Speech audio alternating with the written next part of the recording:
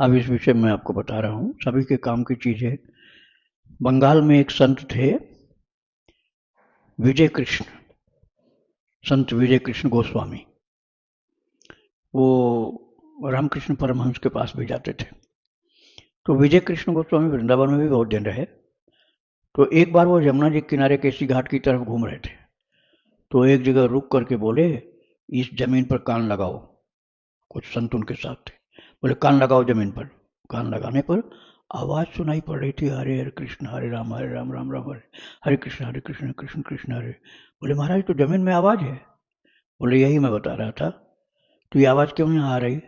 बोले इस जमीन में कुछ गहराई पर एक अस्थि पंजर है, एक मनुष्य की हड्डियां हैं, और वो कोई बहुत उच्च कोटि का महान योगी भक्त था।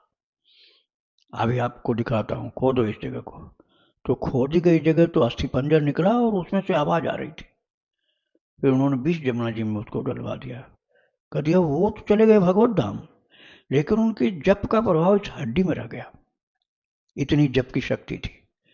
आप लोगों ने शायद सुना होगा, जनाबाई के कंडे जो होते थे, उपले के कंडे, उसमें से विट्ठल विट्ठल आवाज निकलती थी।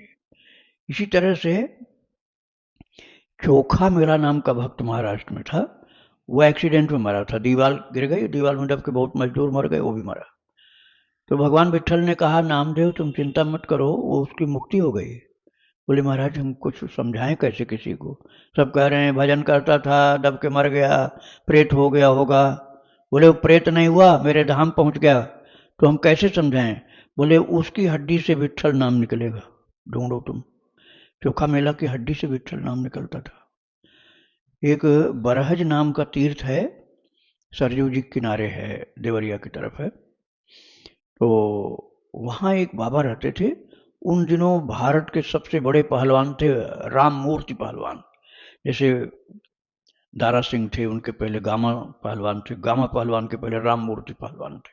पूरे भारत के सबसे बड़े पहलवान। वो दर्शन करने गए बाबा का। बोले बाबा मुझे कुछ भक्ति का प्रमाण मिल जाए, ऐसी कोई लीला कर दीजिए। बोले अच्छा, देख मेरे अंगूठे से राम नाम जप हो रहा, पैर के अंगूठे से। बाबा ने कहा मेरे पैर के अंगूठे से राम नाम जप हो रहा, अंगूठा हिल रहा है ऐसे, जैसे कोई हाथ से जप करे हिले ऐसे। तो भारत का सबसे बड़ा पहलवान है ना, दोनों हाथ से पकड़ के इसको हिलना से रोक दे, इसका हिलना बंद कर दो, मैं देखूं तेरे अंदर कितनी ताकत। और राम मूर्ति पहलवान ने दोनों हाथ से, पहले तो एक हाथ से पकड़ा, फिर दोनों हाथ से पूरी ताकत जब लगाई, तो राम मूर्ति पहलवान का पूरा शरीर हिलने लगा, लेकिन बाबा का अंगूठा हिलना बंद नहीं हुआ, जप हो रहा था। अपने यहाँ फूल चोर बाबा थे वृंदावन धाम में, यही समाधि उनकी बनी थी उस समय। बिहारी जी के बगीचा में शरीर छोड़ा था। तो फूल चोर बाबा गए थे दक्षिण यात्रा में, तो वहाँ एक बाबा सो रहे थे, दिन चढ़ाया तब भी सो रहे हैं नर्मदा किनारे। बोले साधु होकर के ऐसे सोते रहते हो, भजन कब करोगे? तो उन्होंने इशारा किया, ऐसे आए, बोले मेरे पैर में कान लगाओ, मेरे पैर में कान लगाओ। तो फूल चोर बाबा ने कान लगाया। बोले महाराज आप तो सोते ही रहो। दूसरे ने पूछा क्या हुआ आप? बोले बोले उनके पैर में से राम नाम की आवाज आ रही है, उनके पैर के तलवे में से राम नाम की आवाज आ रही है। तो हमने कहा आप तो सोते रहो, आपका तो भजन चल रहा है, आपका सोना जगना बराबर है, क्योंकि भजन निरंतर चल रहा है।